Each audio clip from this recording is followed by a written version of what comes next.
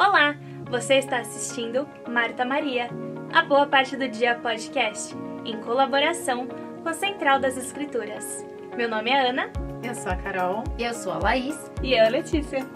Esse ano estamos estudando o Novo Testamento, seguindo o cronograma do manual Vem e Segue-me. Lembrando que a nossa discussão é apenas uma complementação do seu estudo. Venha conosco e sinta-se parte dessa conversa. Olá, bem-vindos a mais um episódio de Marta e Maria. Meu nome é Ana, eu vou ser a líder da discussão essa semana. Nós vamos começar estudando Mateus 5 e Lucas 6.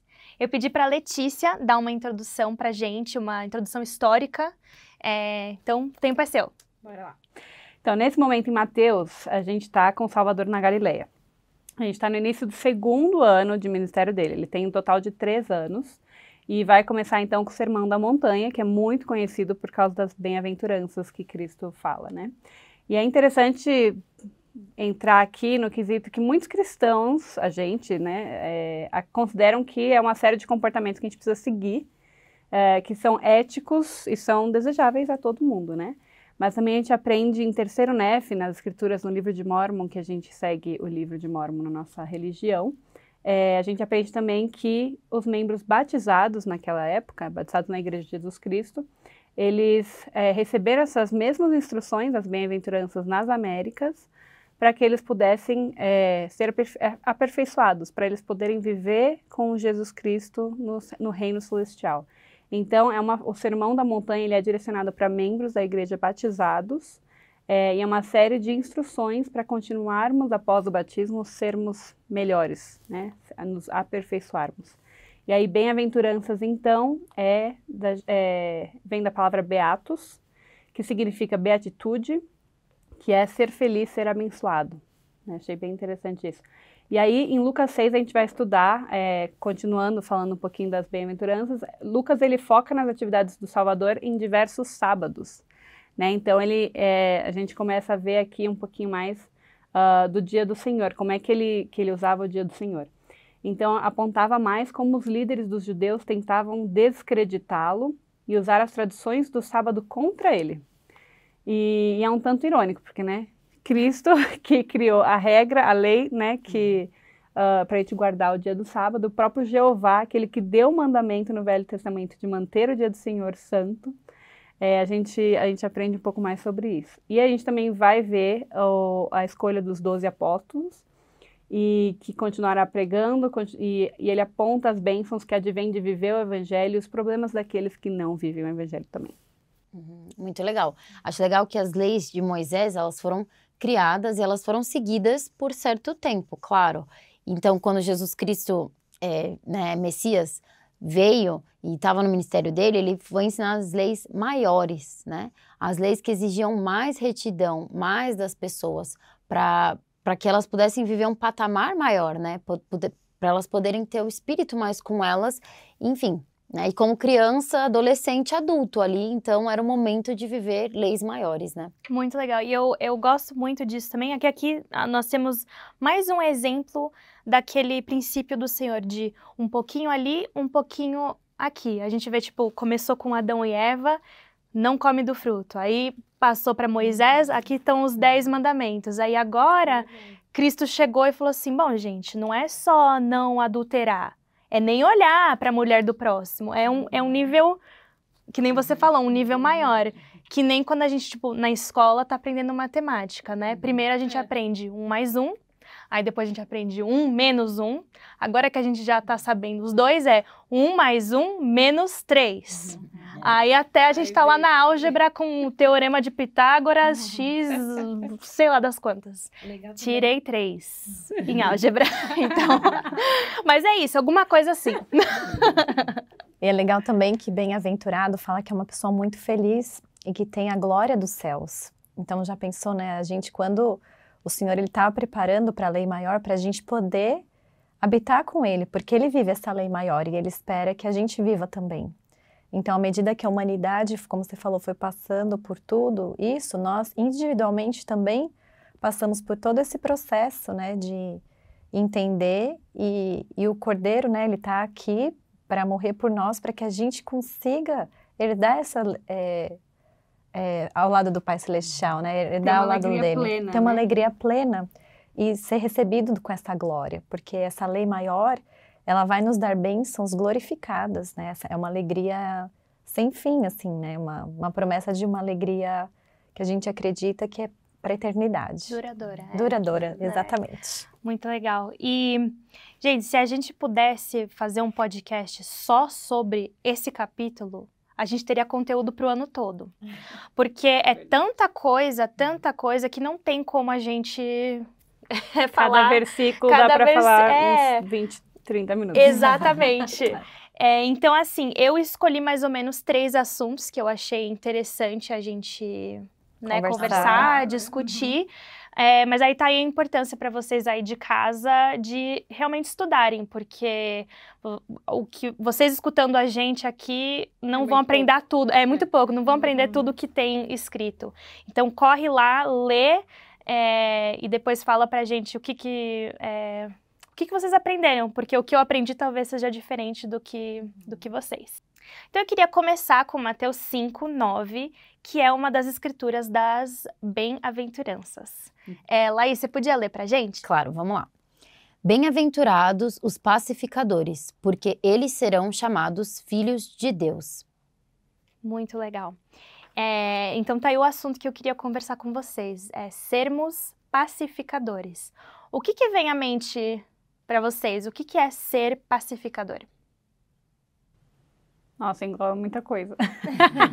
Pra mim, eu tava até conversando um pouquinho sobre isso com o pessoal lá em casa, antes de vir pra cá, né? Como que a gente pode ser melhor pacificador? É de você não entrar em nenhuma intriga, né? Assim, você receber, às vezes, alguém fala alguma coisa ruim, engolir, respirar. Tá bom, é a opinião da pessoa, fica ali com ela. Não, sabe, não me atinge, né? Meio que nesse sentido. Você poder não reagir, não retrucar, não fazer algo pior, não xingar também, sabe? É você não conseguir guardar mágoa. não guardar mágoa. É você, tá bom, é a opinião dela, pra mim tá tudo bem.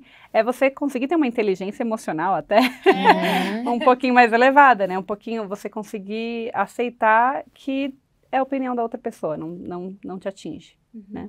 Isso é o que pra mim fica mais no enfoque, assim. Eu acho que tem essa parte, né, de ser o escudo, e tem também a parte da gente entender o porquê que a pessoa tá agindo assim e até tentar amá-la, né? Falar, ok, ela agiu dessa forma e talvez por isso, né? Quando a gente pensa por que as pessoas fizeram tal coisa ou nos magoou, nos falou alguma palavra, ela tem algum histórico, ou passou por várias situações que fez ela agir daquela forma. Então, quando a gente entende um pouco o lado da outra pessoa... Compaixão, né? Um pouco de compaixão. Então, a gente tem, né? Claro, a gente tem que, eu acho que, né, não pode deixar vir, mas também pode sair um pouco de um fluxo, assim, de amor, de paz, assim, né? Falar, ok, né, agir dessa forma, mas... E se envolver várias pessoas...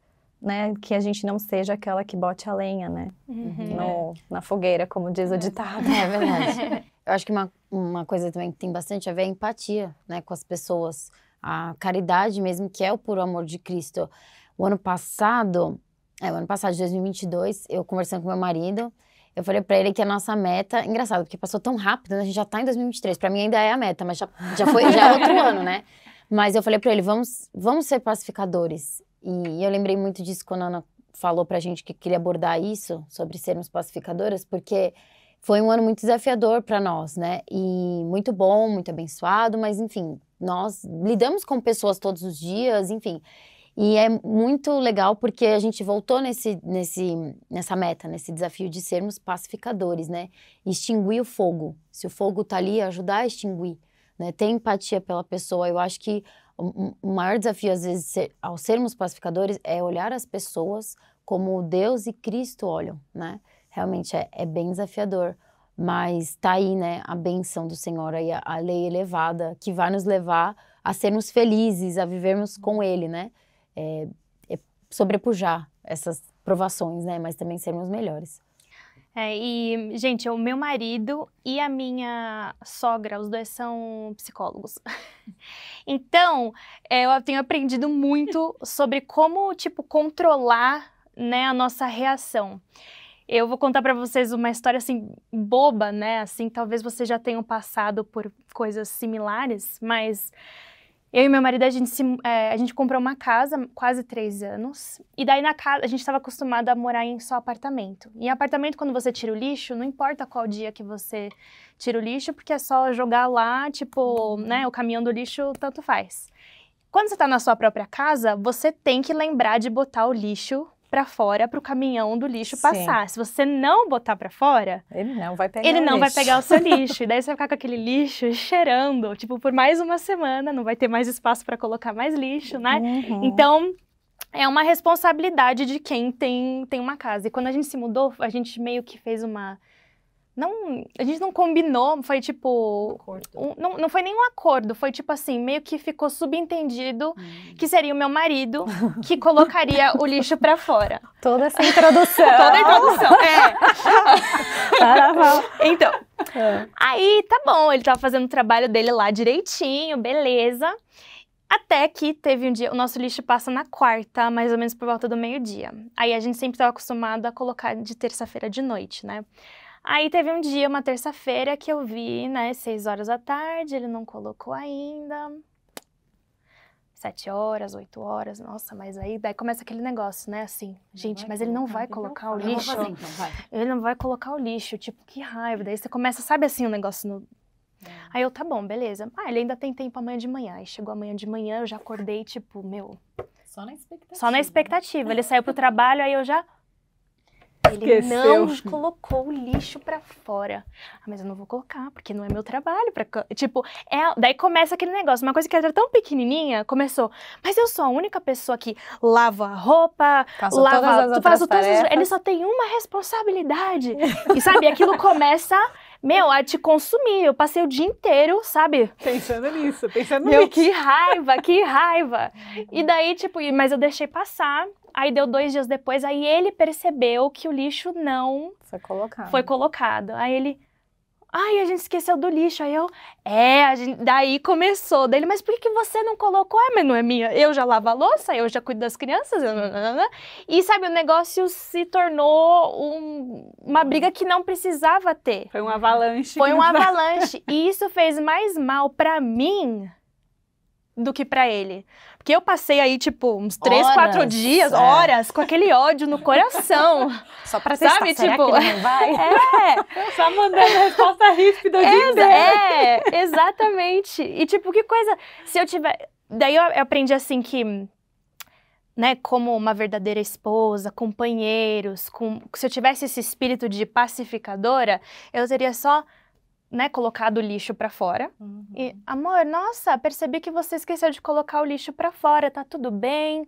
Aconteceu alguma coisa no trabalho? O que eu posso fazer pra te ajudar a lembrar da próxima semana? Parece meio bobo, mas é uma atitude completamente diferente que ia ter evitado briga, né? E... Às vezes, ser pacificadora é você agir antes de acontecer a briga, né? Antes de ter a discussão. Nossa, é verdade, eu não tinha pensado nisso. Então, e é muito assim, eu até pensei no outro exemplo, assim, às vezes também, tipo, o que o meu marido fez não foi uma ofensa, Claro. né? Tipo, foi uma coisa boba, mas, por exemplo, ou eu também não fiz uma ofensa, mas se, sei lá, veio minha vizinha Roberta, brigou comigo porque eu magoei ela. Ai, porque você não sei o que, nananana. Eu, como pacificadora, também tenho que ter aquela posição, tipo... Nossa, Roberta, tô vendo que você, tipo, tá muito chateada mesmo. Eu sei que eu errei com você. Eu quero muito fazer isso certo, me desculpar. Mas vamos combinar de amanhã você vir aqui para um chá da tarde? Daí, assim, nós duas se acalmamos, a gente dá uma esfriada pra gente conversar melhor. Porque você é importante pra mim e eu quero fazer o que é certo aqui. Eu não quero que a gente, sabe? Então, é tudo questão da sua atitude. Às vezes é necessário um momento de pausa, né? Às vezes você quer, não, eu quero resolver agora. Mas a pessoa não está pronta para conversar sobre aquilo. Às vezes, conversar sobre aquilo naquela hora é o pior momento, porque ela está com aquilo quente na cabeça. E aí, às vezes, a nossa posição tem que ser, ao invés de ficar alimentando ali, é aceitar que a pessoa precisa de um tempo, precisa de um espaço, e aí no dia seguinte vai se resolver. Vai conversar, vai, né? Interessante que isso aconteceu há pouco tempo até na minha vida, mas que a pessoa precisava mesmo de um tempo para ela, para pensar, olha, eu eu não vou falar com você agora, mas essa pessoa não me comunicou que ela não ia resolver. Naquele momento, para mim, eu precisava resolver. Para mim, aconteceu, a gente resolve agora. Mas a pessoa falou, olha, agora não, não quero conversar agora. E saiu. E aí, depois de um tempo, voltou e começou a falar normal comigo. Aí eu falei, então, peraí, o que aconteceu? Né? Como assim? A gente não resolveu ainda. Para minha cabeça, a gente precisava resolver. Mas não, é porque ela precisava de um tempo para digerir a informação, para conseguir entender o que estava acontecendo. E também para ela poder depois falar, olha, não gostei disso, não gostei daquilo. Mas se tivesse só jogado tudo para fora, não teria sido pacificador nem ela, nem eu. Seria... E quando joga, acho que tudo pra fora, tem danos muito sérios, né? E aí piores. a gente, muito piores. E às vezes, né, fica aquela cicatriz. E é difícil. A Laís falou uma coisa muito importante. A gente lidar com pessoas 24 horas por dia. E todo mundo imperfeito, né? Todo mundo buscando. Então, assim, vamos lembrar, né, de ser o pacificador, que às vezes nem sempre é fácil, porque a gente tem que treinar muito comunicação. Eu sou uma pessoa que eu tô aprendendo também, sabe? Eu sou difícil de mostrar meus sentimentos, assim, sabe? Às vezes eu não sei colocar nas palavras. E isso precisa do quê? Eu acho que de treino, talvez até uma ajuda de um profissional para ajudar a gente a lidar com situações, né? Que não tem que machuca e tal. Né? Acho que todo mundo aqui já passou por situações de conflito com alguém. E é difícil, né? Eu também já passei e vi como que a pessoa sofreu e como que foi ruim para mim também. E a gente fala, nossa, dá vontade de não ter acontecido aquilo, né? Mas se aconteceu, que seja daqui para frente, que tenha o perdão, né? Eu passei por uma situação também bem parecida, talvez até com duas pessoas diferentes. Uma nunca mais quis falar comigo e uma outra a gente se perdoou e sim, sabe? Que gostoso é o sentimento do perdão. E é do Senhor, né? Que quando a gente perdoa alguém, a gente é perdoado, enfim, né? Tem essa troca de sentimentos, é diferente. E acredito que nunca é tarde. Então, se você que está ouvindo a gente, ou até nós mesmos aqui, se a gente tem coisa para resolver, que, como você falou, tem que saber o tempo da pessoa, mas que a gente lembre que é importante a gente ter o desejo de perdoar, né? E de estar em comunhão com as bem-aventuranças, que as bem-aventuranças, ela realmente é um código, talvez por um casamento, talvez por, né, para a gente viver em harmonia e um ajudando o outro, né? É isso daí. E até um conselho recente do nosso profeta, foi na conferência de outubro, Abril do passado. Abril do ano passado. Sim, Que ele falou de não contender com as pessoas, né? Da gente conseguir arrumar esses conflitos, porque é isso que vai nos levar à exaltação, né? É isso que vai nos aperfeiçoar. Ele não está querendo que a gente seja perfeito agora, mas o máximo que a gente puder fazer para nos tornarmos pessoas melhores, que possamos fazer agora, né? Que a gente comece agora. E às vezes a gente pensa, né? A gente está em 2023 e ainda tá a Rússia lá, ainda está em guerra com a Ucrânia, né? Eu, no meu trabalho, eu trabalho na parte de recursos humanos lá para a loja da igreja de thrift store, que é de...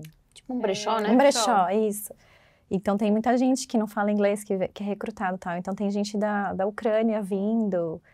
E você vê que tristeza que eles estão lá, passando por uma situação, uma família inteira, por causa de uma guerra.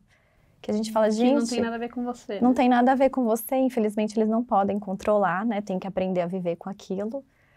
Mas por que existe guerra, né? Cadê a... Não, e não só isso, mas também a guerra que está acontecendo, por exemplo, nas mídias sociais. Também. Gente, é pessoa atacando pessoa. Se você não acredita naquilo, na mesma coisa que eu, é gente comentando, é porque você é um não sei... Os haters, né? Os né? Que a gente tem esse posicionamento de sermos pacificadoras em tudo na nossa vida, inclusive nas mídias sociais, com aqueles que não acreditam na mesma coisa que a gente. O mundo está cada vez mais polarizado, né? E por isso tem essas discórdias, enfim, inclusive o Brasil com a questão política. E na mídia social é muito fácil porque ninguém se vê, né? Sim. Eu lembro que em relação à política eu tenho uma prima que é de um outro partido que, contrário ao meu, e ela postou uma coisa lá e na hora eu fiquei com vontade de escrever. Daí eu falei assim, não, eu não vou perder a minha prima. Não vale a pena, entendeu? Assim, daí vai passar a eleição, vai ganhar quem ganhou e aí eu vou ficar né? Não quero isso. Então eu peguei Na verdade, eu tinha escrito, fui correr lá, apaguei. Quem nunca? Né? Sabe o que é legal? Vocês estavam falando da conferência geral, né? Que é esse evento bem especial que a gente tem 2 vezes por ano, né? Da Igreja de Jesus Cristo Santos dos Últimos Dias, né? E são 12 apóstolos que são chamados. Que tem um chamado, né? Assim como na época de Cristo, né, gente? Exatamente. Então, um deles, o nome dele é Neil L. Anderson. Ele falou o seguinte: o Sermão da Montanha é uma mensagem para todos, mas foi especificamente dado aos discípulos do Salvador, aqueles que haviam escolhido segui-lo. O Senhor ensinou como viver naquela época e agora, em um mundo repleto de contenda. Bem-aventurados os pacificadores. Eu fico pensando, bem-aventurados, felizes os pacificadores, né? Porque quem não quer alegria, quem não quer felicidade? Quem não quer ser glorificado pela paz, né? Com certeza. Declarou ele, porque eles serão chamados de filhos de Deus. Pelo escudo da nossa fé em Jesus Cristo, tornamo-nos pacificadores, destruindo, ou seja, acalmando, esfriando ou apagando todos os dardos inflamados do adversário. Ao fazermos nossa parte, sua promessa é que seremos chamados de filhos de Deus. Toda pessoa na Terra é geração de Deus. Mas ser chamado de filho de Deus significa muito, muito mais. Ao nos achegarmos a Jesus Cristo e ao fazermos convênios com Ele, tornamo-nos sua semente e herdeiros do reino, progênio de Cristo, filhos e filhas dele. Como um pacificador acalma e esfria os dardos inflamados? Certamente não nos diminuindo diante daqueles que nos menosprezam. Em vez disso, permanecemos confiantes em nossa fé, compartilhando nossas crenças com convicção, mas sempre sem raiva e sem maldade. Muito bom. Muito legal. Nossa. Complemento perfeito. E eu queria só encerrar esse assunto lendo uma vez o presidente McKay, ele estava dedicando uma capela lá em Londres e ele falou assim: se você deseja paz, é a sua responsabilidade de obtê-la. Então eu queria fazer o desafio para todo mundo, não importa se você é a mãe da casa, o pai da casa, o filho, se você mora com um colega de trabalho, que você por um mês seja o pacificador do seu lar. E conta pra gente como que foi essa experiência. Eu tenho certeza que você vai ver milagres.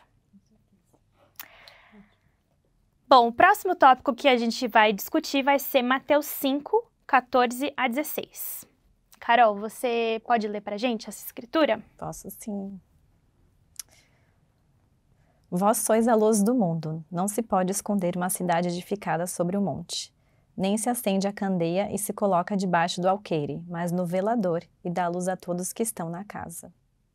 Mais um, 16. Assim resplandeça a vossa luz diante dos homens, para que vejam as vossas boas obras e glorifiquem a vosso Pai que estás nos céus. Muito legal. O que vocês acham que significa ser a luz do mundo? Ele está chamando a gente, vocês são a luz do mundo, mas e aí? Interessante que um versículo antes desse, ele fala do sal. E ele fala, vós sois o sal da terra. E se o sal se tornar insípido, com que se há de salgar? Para nada mais presta, senão para se lançar fora e ser pisada pelos homens. Então, o sal, a gente, né, que cozinha, a gente precisa do alimento todo dia, e a gente precisa do sal todo dia. E o sal, ele tem para realçar o sabor, né?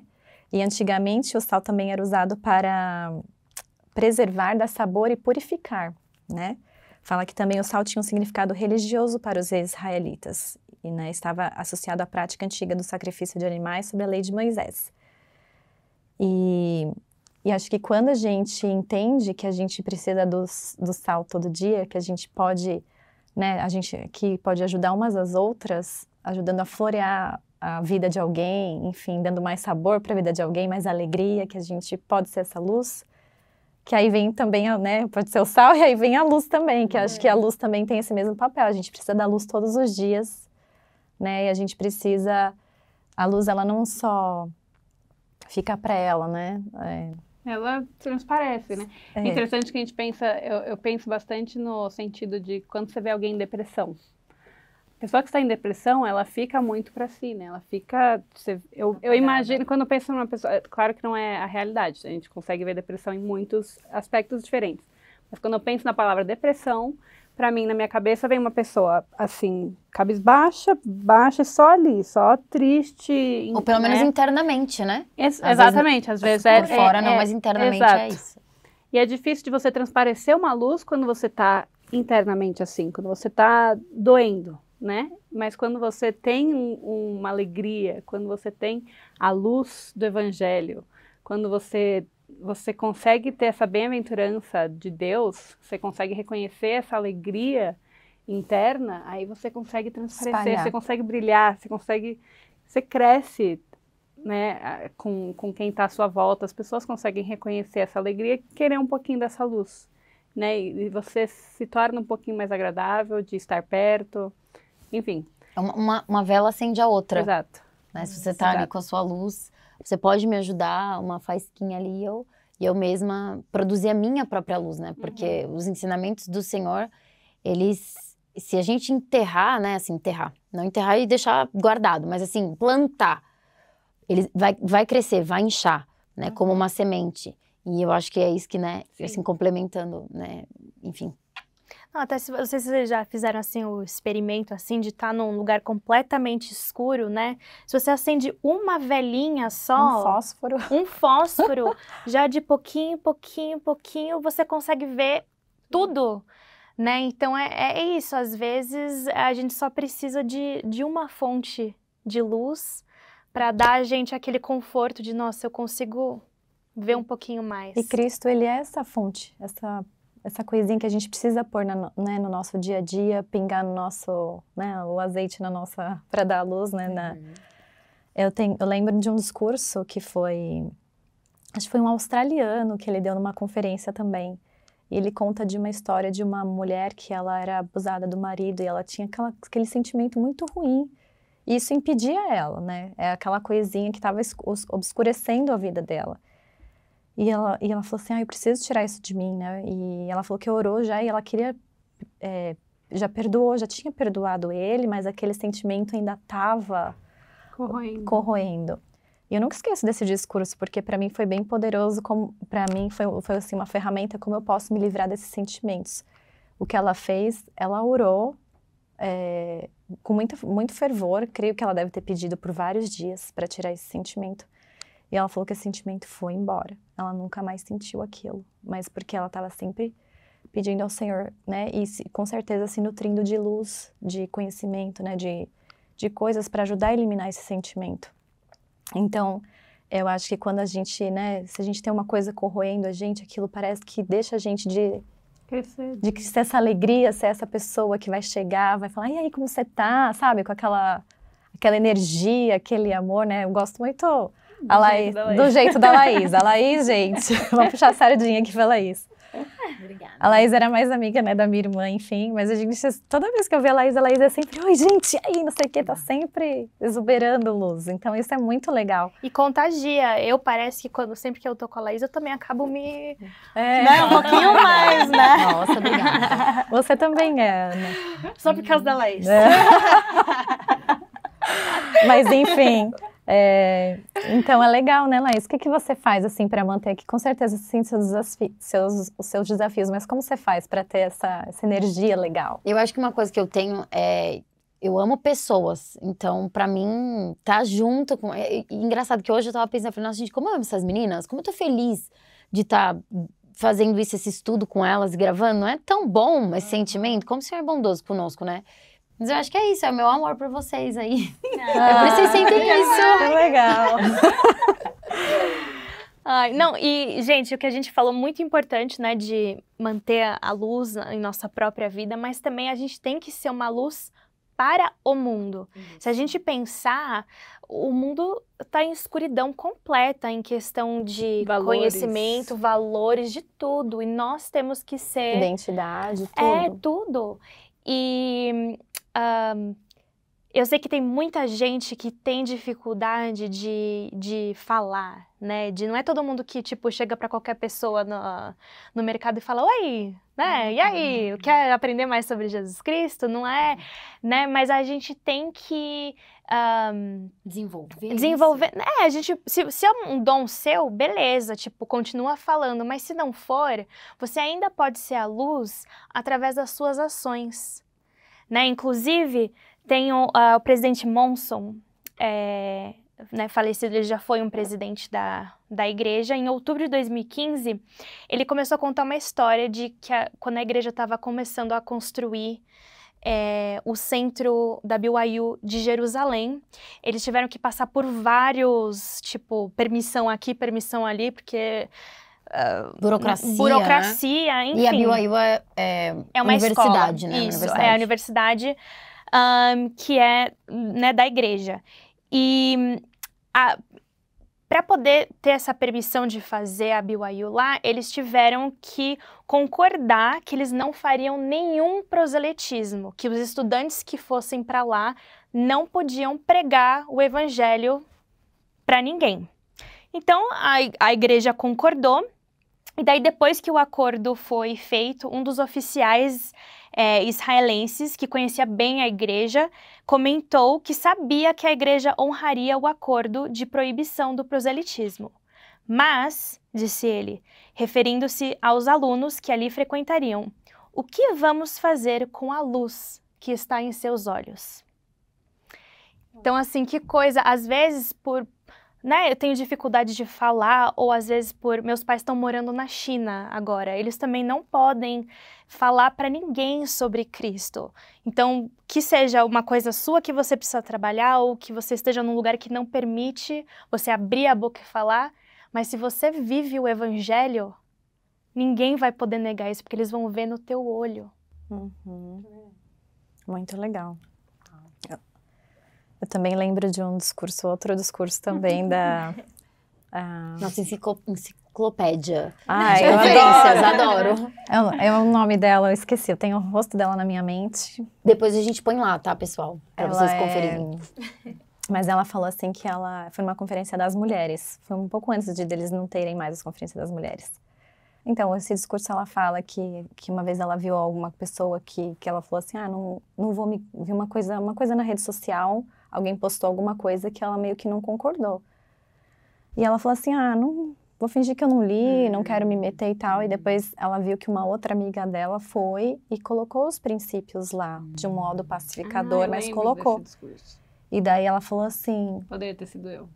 Ela falou, poderia ter sido eu. E daí ela falou assim, que desde então ela escolheu sempre ser uma luz mesmo, sim, né? Defender a verdade. Defender a verdade. Vai bem de acordo com o que eu falei do Elder Neil Anderson. Tá bom, meninas, então vamos passar agora para o nosso último tópico, que se encontra em Mateus 5:48. Eu pedi para ler pra gente. Sede vós, pois, perfeitos, como é perfeito o vosso Pai que está nos céus. Nossa, já não basta todos os mandamentos, agora tá aqui Cristo falando pra gente ser perfeitos. E aí, meninas, o que vocês acham? Então, eu fiquei super pensativa com relação a isso e encontrei, então, uma citação, né, do presidente Russell M. Nelson, que é o profeta e o presidente da igreja, né? E ele fala assim, o termo perfeito foi traduzido do grego teleios, que significa completo. O infinitivo do verbo é teleio, que significa alcançar um fim longínquo, desenvolver-se completamente ou consumar, terminar. Observem que a palavra não implica estar livre de erros, mas sim alcançar um objetivo distante. O Senhor ensinou, não podeis suportar a presença de Deus agora, portanto continuai pacientemente até que sejais aperfeiçoados. Essa escritura está em Doutrina e Convênios 67:13.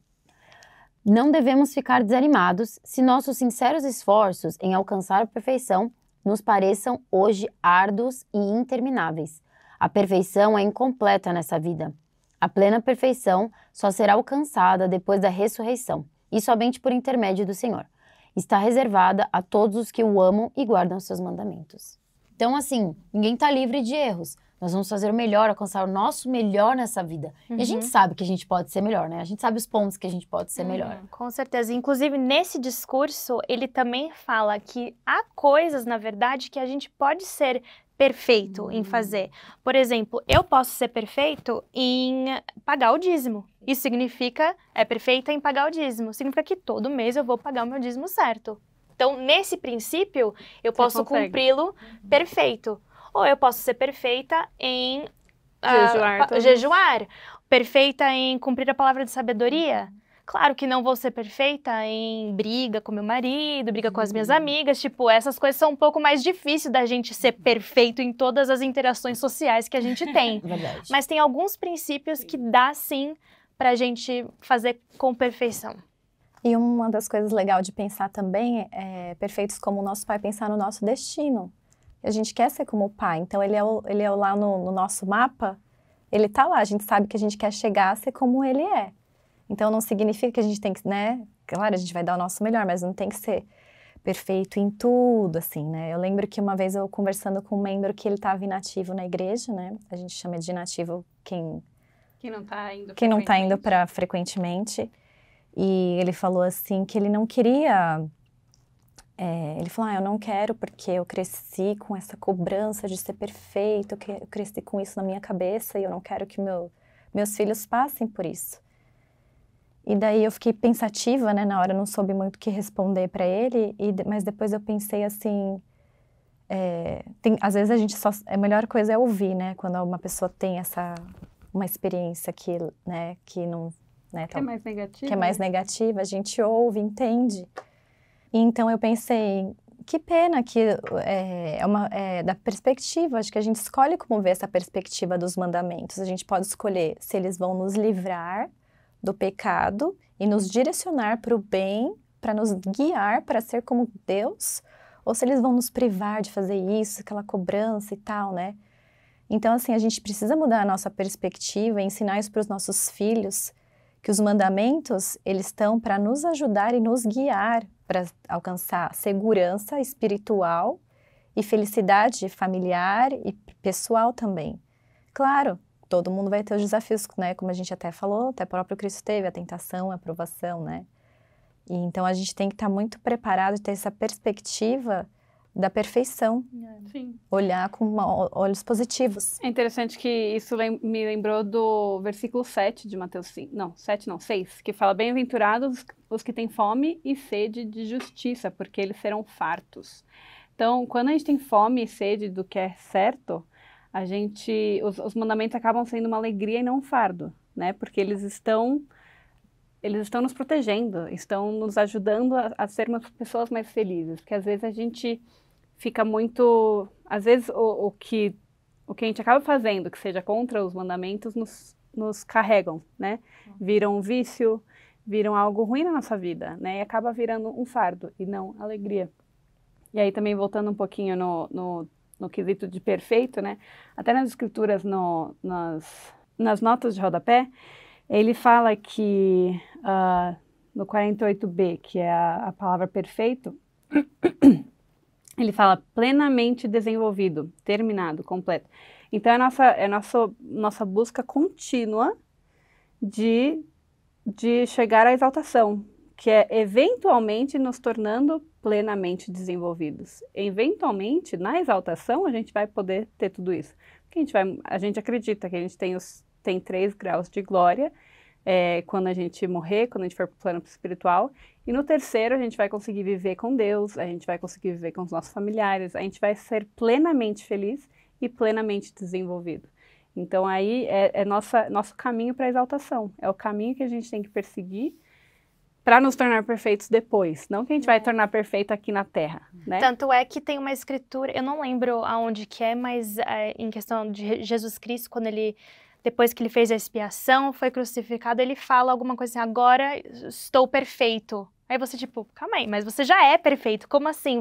Agora que você terminou o seu propósito. Depois de tudo isso que ele se tornou perfeito, que ele cumpriu, ele está pleno. E é interessante falar que a expiação já pagou por tudo isso, né? Por todas as nossas imperfeições.